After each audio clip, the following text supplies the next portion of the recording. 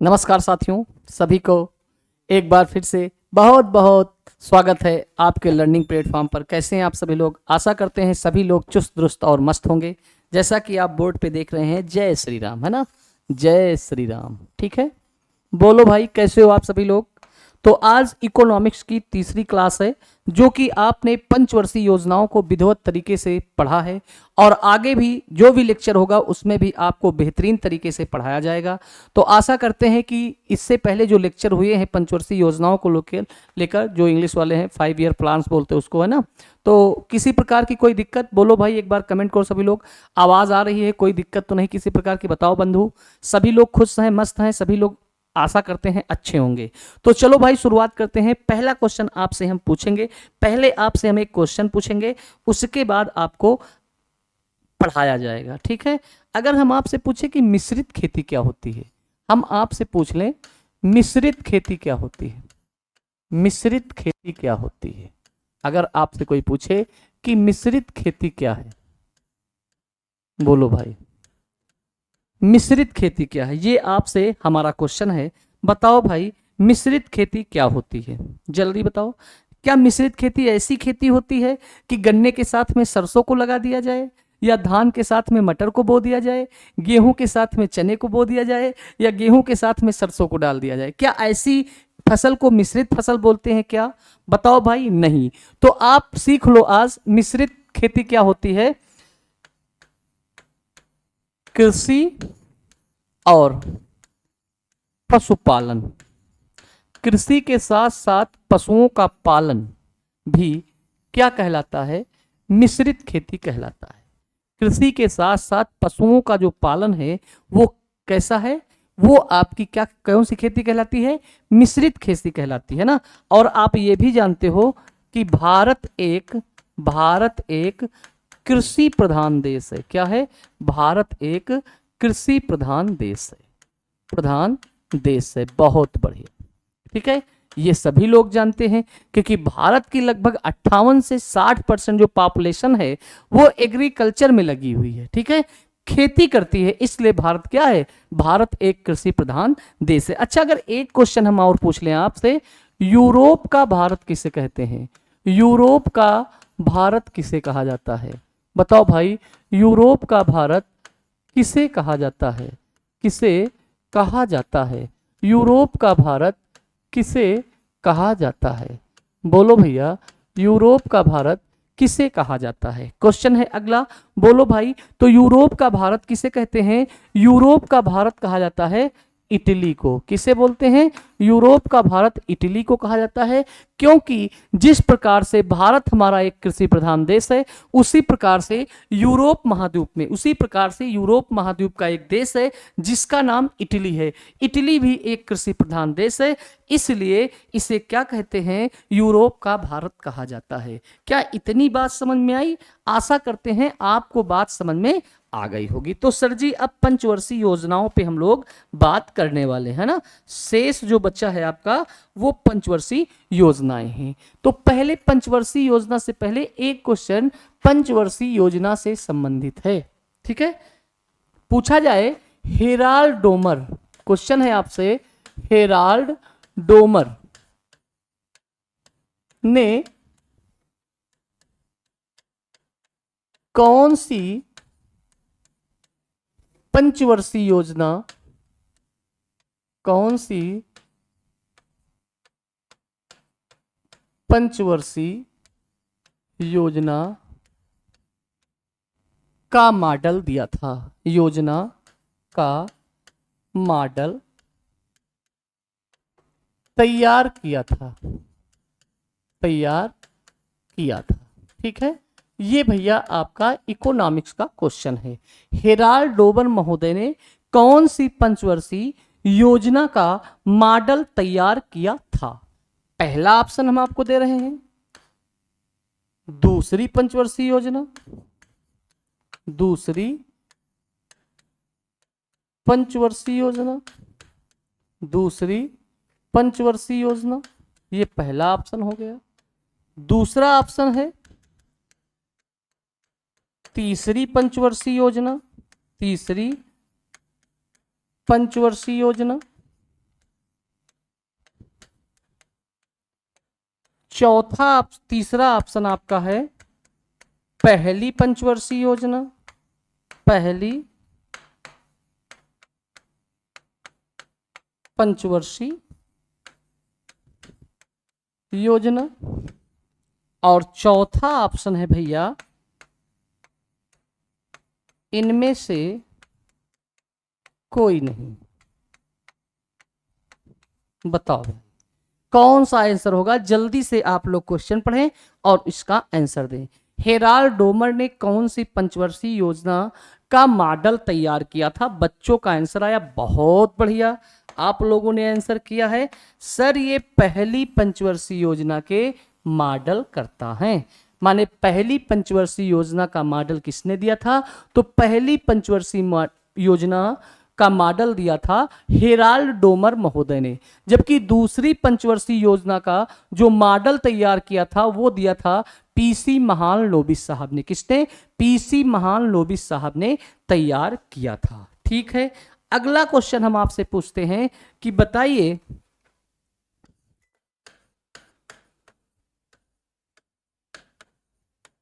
किस पंचवर्षीय योजना में हरित क्रांति प्रारंभ की गई थी? ये भारत की बात है, प्रारंभ की गई थी। बोलो भाई, किस पंचवर्षीय योजना में हरित क्रांति प्रारंभ की गई थी? तो डायरेक्ट आंसर आपको बोल दिया जाए तीसरी पंचवर्षीय योजना में। कब? तीसरी पंचवर्षीय योजना में। ठीक है बच्चे, इस तरीके से आपसे क्वेश्चन पूछेगा। तो तीसरी पंचवर्षीय योजना के तहत भारत में हरित क्रांति शुरू हुई थी, और कब शुरू की गई थी? 1966 ईस्वी में। किसके द्वारा शुरू की गई थी? Doctor M S Swaminathan, doctor M S Swaminathan के द्वारा भारत में हरित क्रांति शुरू की गई थी। इसीलिए भारतीय हरित क्रांति का जनक, क्या? भारतीय हरित क्रांति का जनक किसे कहा जाता है? डॉक्टर एम एस स्वामीनाथन को भारतीय हरित क्रांति का जनक कहा जाता है। बताओ क्या कोई इतने में दिक्कत, कोई समस्या, किसी प्रकार की परेशानी अगर आपके सामने है तो आप बताओ। बोलो भैया, ऐसे क्वेश्चन आपके बनते हैं किस में? ऐसे क्वेश्चन आपके बनते हैं कहां पे? इकोनॉमिक्स में बनते हैं। बहुत बढ़िया, बहुत अच्छी बात है। तो बताओ भाई, भारत में पंचवर्षीय योजनाएं है ना, पंचवर्षीय योजनाओं का मुख्य कौन होता है या प्रमुख कौन होता है? तो आप कहते हो प्रधानमंत्री होता है। ठीक है, पदेन अध्यक्ष कौन थे? तो आप बताओगे प्रधानमंत्री होता है। आगे बात करते हैं। अब आपकी जो पढ़ना है वो 9वीं पंचवर्षीय योजना, हेडिंग डाल लीजिए। कौन सी? 9वीं पंचवर्षीय योजना।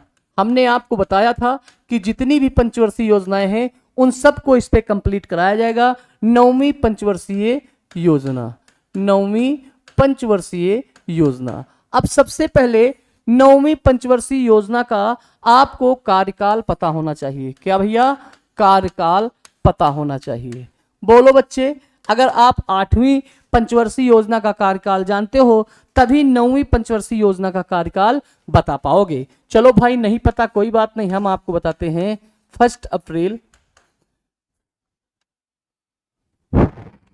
1 अप्रैल 1997 है ना, 1 अप्रैल 1997 से 1997 से 31 मार्च, क्या?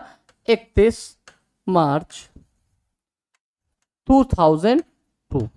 ठीक है, इस प्रकार से 9वीं पंचवर्षीय योजना का कार्यकाल आपको ध्यान में रखना है, क्योंकि 8वीं पंचवर्षीय योजना का जो समय था वो 1992 से 1997 था। तो 9वीं पंचवर्षीय योजना 1997 से 2002 के बीच कौन सी पंचवर्षीय योजना हुई? तो मेरे बच्चे आप बताओगे 9वीं पंचवर्षीय योजना का ये समय है। बताओ भाई, किसी प्रकार की दिक्कत नहीं। अब पूछा जाए नौवीं पंचवर्षीय योजना का मुख्य लक्ष्य क्या है। मुख्य लक्ष्य क्या है, बिल्कुल सही, बहुत बढ़िया, आवाज आ रही, सब कुछ सही है, कोई दिक्कत नहीं। मुख्य लक्ष्य क्या है, बोलो भाई। नौवीं पंचवर्षीय योजना का लक्ष्य क्या है? सामाजिक न्याय एवं समता। क्या बताओगे? सामाजिक न्याय एवं समता। ठीक है, पेपर में आपसे ऐसे भी पूछ सकता है कि कौन सी पंचवर्षीय योजना का मुख्य लक्ष्य था सामाजिक न्याय और समता। मतलब कहने का यह है कि सभी को समान रूप से न्याय दिया जाए, तभी तो समानता दिखाई देगी। ऐसा कुछ थोड़ी ना है कि कोई बहुत बड़ा आदमी, बहुत बड़े पैसे वाले हैं तो उनके लिए कोई क्राइम है तो उसके लिए कम सजा, और कोई गरीब व्यक्ति है तो वो वही क्राइम कर दे तो उसके लिए लंबी सजा। ऐसा ना हो। ये कौन सी पंचवर्षीय योजना में बताया गया? तो नौवीं पंचवर्षीय योजना में सामाजिक न्याय एवं समता पर बात कही गई है। किस पर? सामाजिक न्याय एवं समता पर बात कही गई है। किस पंचवर्षीय योजना के अंतर्गत? तो आप कहोगे नौवीं पंचवर्षीय योजना के अंतर्गत ऐसा किया गया है। बोलो भाई, कोई दिक्कत नहीं। अब इसमें कुछ कार्यक्रम चलाए गए हैं ना। नौवीं पंचवर्षीय योजना के प्रमुख कार्यक्रम निम्नलिखित हैं। हेडिंग डालिएगा, नौवीं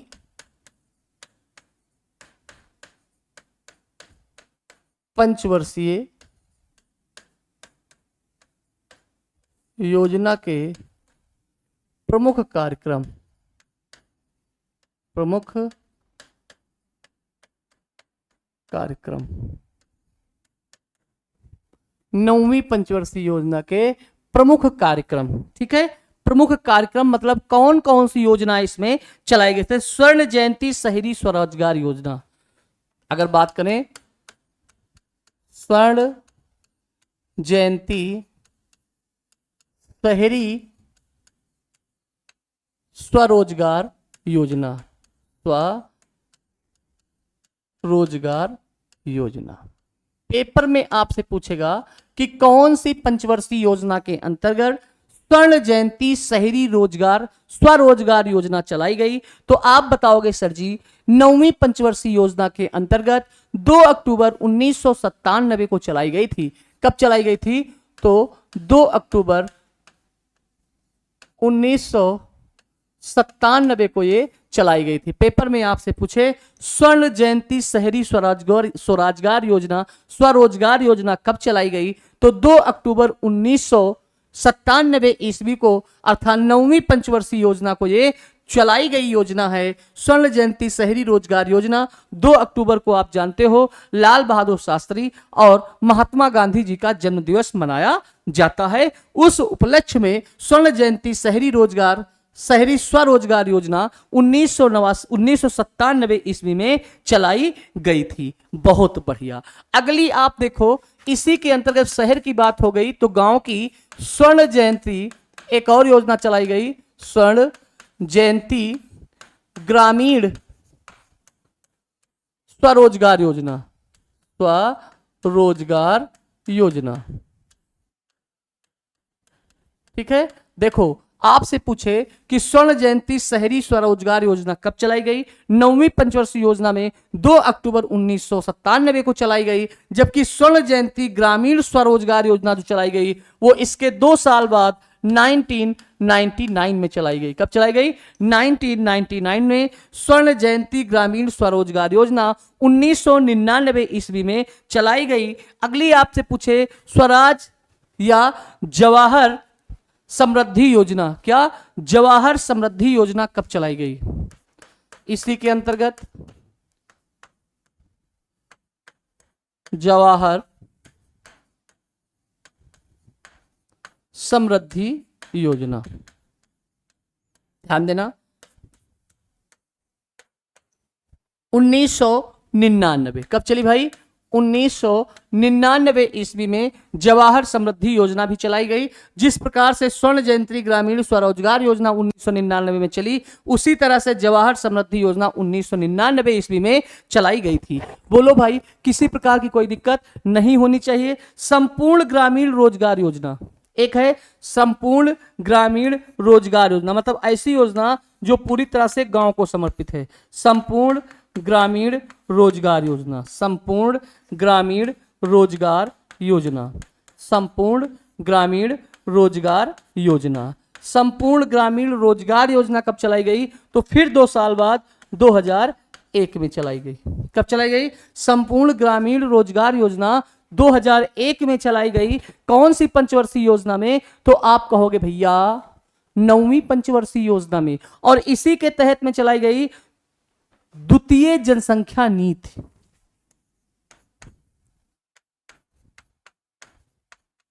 द्वितीय जनसंख्या नीति। द्वितीय जनसंख्या नीति कब चलाई गई? तो आप बताओगे 2000 में। द्वितीय जनसंख्या नीति कब चलाई गई? तो आप कहोगे 2000 ईस्वी में, सन 2000 में द्वितीय जनसंख्या नीति चलाई गई थी। बोलो भाई, कोई दिक्कत? इसी के अंतर्गत सर्व शिक्षा अभियान भी चलाया गया। इसी के तहत में सर्व शिक्षा अभियान इंपॉर्टेंट बन सकता है। सर्व शिक्षा अभियान है ना, सर्व शिक्षा अभियान।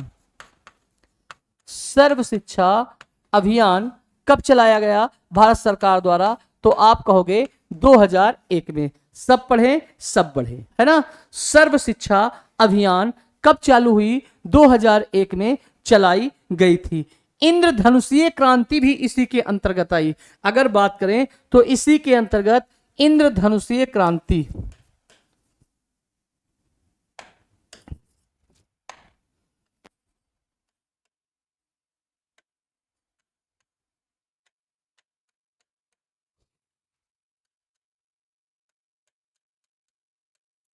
इंद्रधनुषीय क्रांति किसके अंतर्गत चलाई गई? तो आप कहोगे सर जी 9वीं पंचवर्षीय योजना के अंतर्गत सन 2000 में चलाई गई।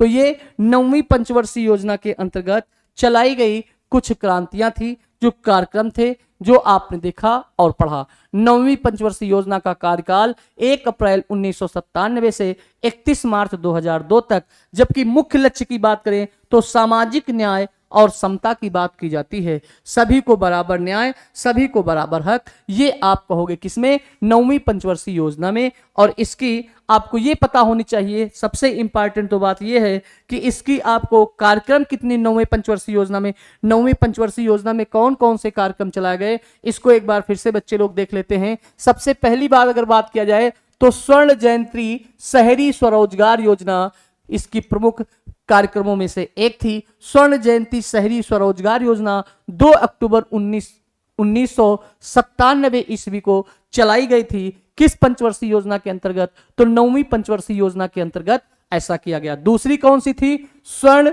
जयंती ग्रामीण स्वरोजगार योजना। ये 2 वर्ष बाद, माने स्वर्ण जयंती शहरी स्वरोजगार योजना के 2 वर्ष बाद स्वर्ण जयंती ग्रामीण स्वरोजगार योजना चलाई गई। कब चलाई गई मेरे दोस्त? तो आप कहोगे 1999। कब चलाई गई? 1999 में चलाई गई। तीसरी कौन सी है? जवाहर समृद्धि योजना। जवाहर समृद्धि योजना कब चली? तो 1999 में जवाहर समृद्धि योजना चलाई गई। 1999 में जवाहर समृद्धि योजना चलाई गई। अगली है संपूर्ण ग्रामीण रोजगार योजना। संपूर्ण ग्रामीण रोजगार योजना, संपूर्ण ग्रामीण रोजगार योजना 2001 में चलाई गई। संपूर्ण ग्रामीण रोजगार योजना 2001 में चलाई गई। जबकि अगली है द्वितीय जनसंख्या नीति कब चलाई गई? तो द्वितीय जनसंख्या नीति 2000 में चलाई गई। जबकि सर्व शिक्षा अभियान कब चलाया गया? तो सर्व शिक्षा अभियान 2001 ईस्वी में चलाई गई। सर्व शिक्षा अभियान 2001 ईस्वी में चलाई गई। तो ये आपकी कौन सी थी भैया? ये और एक क्रांति इसमें बसती है, इंद्रधनुषीय क्रांति कब चलाई गई? तो 2000 ईस्वी में चलाई गई। किस पंचवर्षीय योजना के अंतर्गत? तो आप ध्यान रखिएगा 9वीं पंचवर्षीय योजना के अंतर्गत ऐसा किया गया है। बताओ भाई, किसी प्रकार की कोई दिक्कत नहीं? बहुत बढ़िया। अगली पंचवर्षीय योजना जो आती है उसका क्या नाम होगा भाई? 10वीं पंचवर्षीय योजना।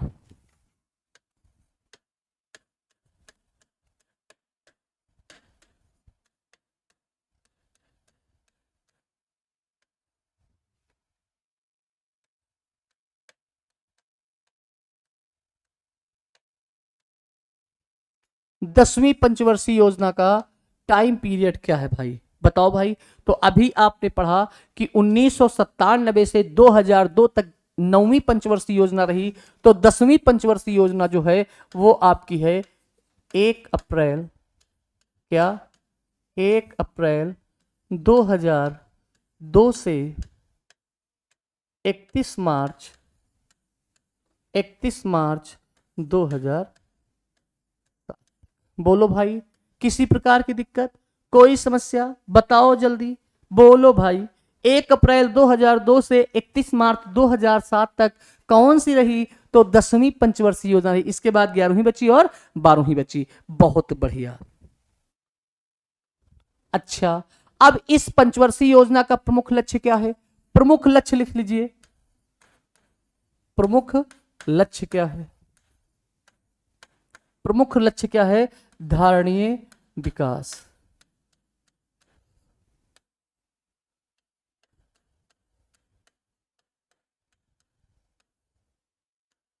क्या है? धारणीय विकास है। प्रमुख लक्ष्य इसका क्या है? धारणीय विकास है। 10वीं पंचवर्षीय योजना का प्रमुख लक्ष्य क्या है? धारणीय विकास। अच्छा, ये धारणीय विकास क्या होता है? बताओ भाई, धारणीय विकास क्या होता है?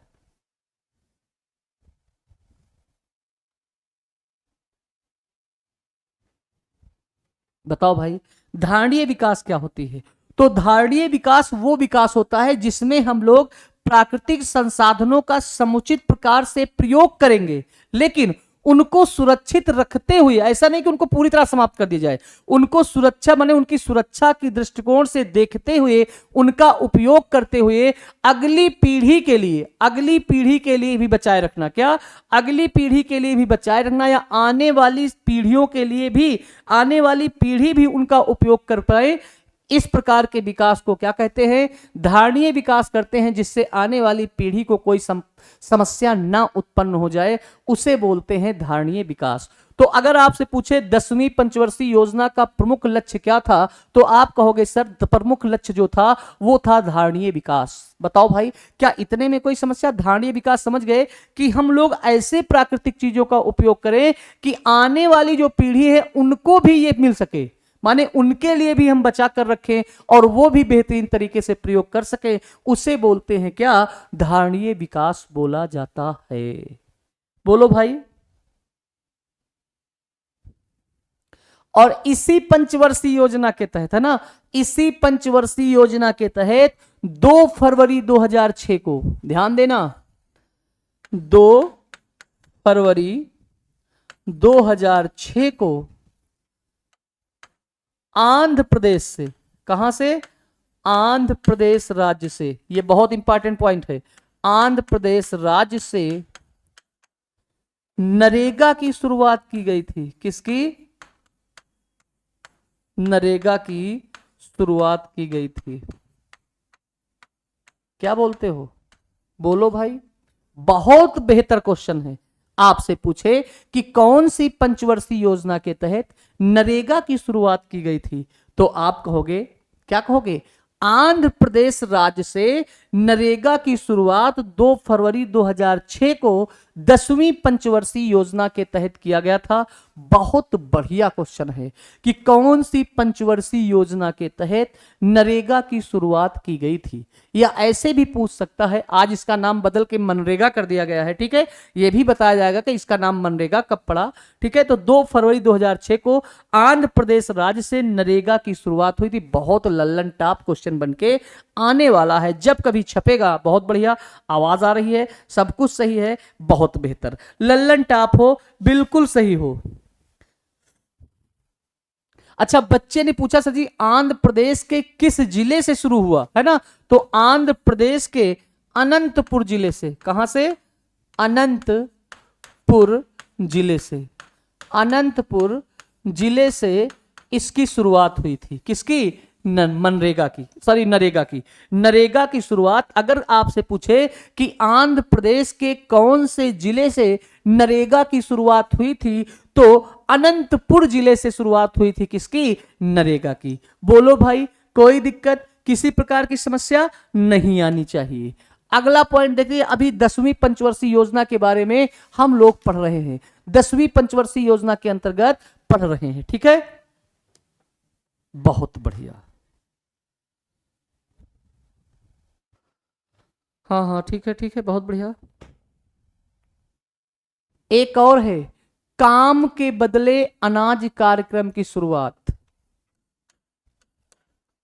काम के बदले अनाज कार्यक्रम की शुरुआत। काम के बदले अनाज कार्यक्रम की शुरुआत इसी पंचवर्षीय योजना के अंतर्गत किसमें, बताओ भाई, किस पंचवर्षीय योजना के अंतर्गत काम के बदले अनाज कार्यक्रम की शुरुआत की गई? बोलो भाई। तो आंसर आएगा 10वीं पंचवर्षीय योजना। कब शुरू हुआ था? तो आप कहोगे 2004 में।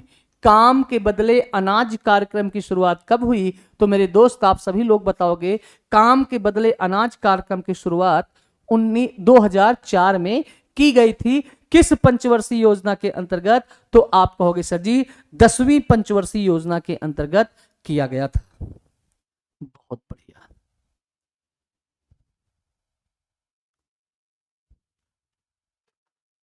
अच्छा, एक क्वेश्चन और आपसे पूछे कि जो नरेगा है ये पूरे भारत में कब से लागू हुआ था? अगर आपसे पूछे कि नरेगा पूरे भारत में कब से लागू हुआ था, नरेगा, तो याद रखना, एक बात याद रखना, नरेगा समूचे भारत में, समूचे भारत में कब लागू हुआ?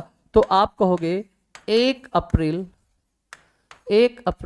2008 से। ठीक है, 1 अप्रैल 2008 से पूरे भारत में, 1 अप्रैल 2008 से पूरे भारत में नरेगा लागू हुआ था। ठीक है, तो अगर पूछे कि नरेगा कब चालू हुआ, तो आप कहोगे 2 फरवरी 2006 को आंध्र प्रदेश के अनंतपुर जिले से।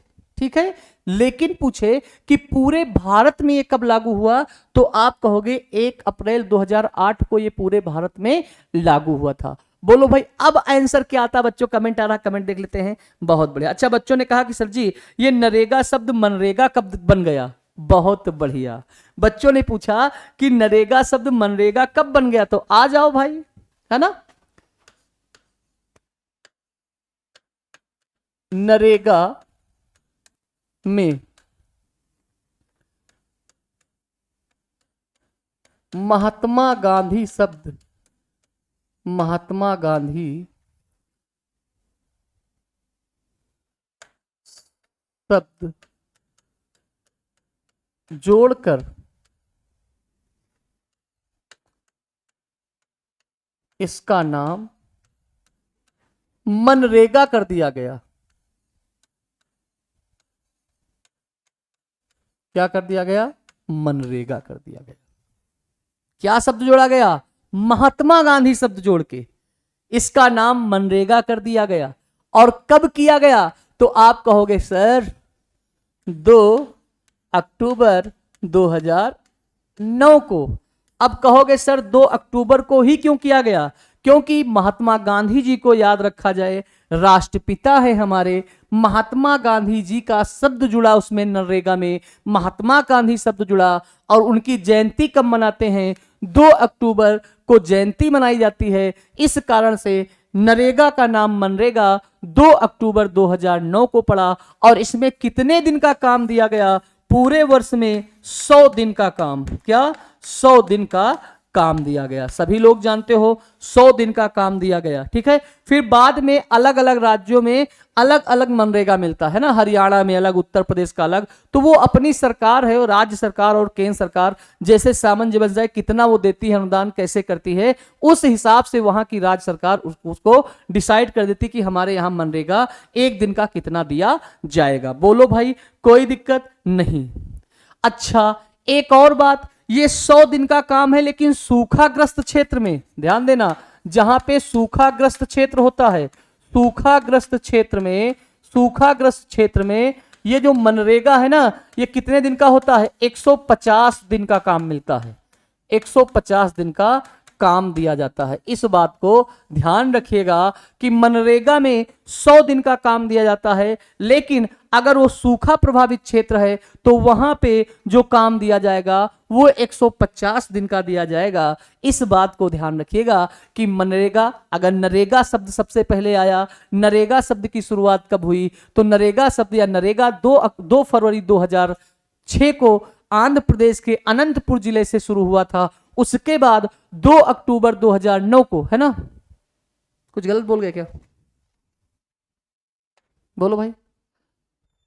अच्छा हाँ, नरेगा समूचे भारत में 2008 में चला, जबकि इसकी शुरुआत अगर पूछी जाए तो 2006 से हुई थी। उसके बाद ये नरेगा शब्द में मनरेगा शब्द में कब परिवर्तित हो गया, तो महात्मा गांधी शब्द जोड़कर इसका नाम मनरेगा कर दिया गया। और मनरेगा की शुरुआत कब हुई, 2 अक्टूबर 2009 को हुई। उसके बाद मनरेगा के तहत 100 दिन का काम दिया जाता है, लेकिन ध्यान देना थोड़ा सा, सूखाग्रस्त क्षेत्र जो होता है वहां पे 150 दिन का काम दिया जाता है। जो सूखाग्रस्त क्षेत्र होता है वहां पे 150 दिन का काम दिया जाता है। इस बात को ध्यान रखिएगा। बोलो भाई, किसी प्रकार की कोई दिक्कत नहीं। इस कार्यक्रम के तहत वित्त का पोषण केंद्र व राज्य के द्वारा किया जाता है ना। देखो भाई,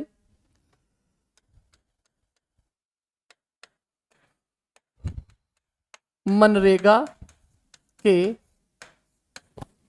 तहत, 1 मिनट, मनरेगा के तहत जो वित्त पोषण है, क्या, जो वित्त पोषण है, वित्त पोषण है वो वह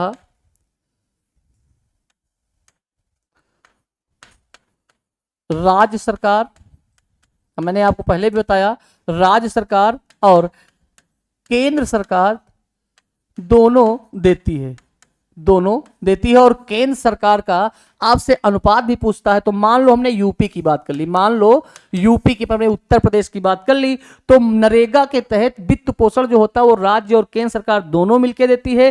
राज्य सरकार का अनुपात कितना होता है भाई, राज्य सरकार का अनुपात कितना होता है, तो राज्य सरकार का जो योगदान होता है वो 25% होता है, और केंद्र सरकार का कितना होता है, 75% होता है।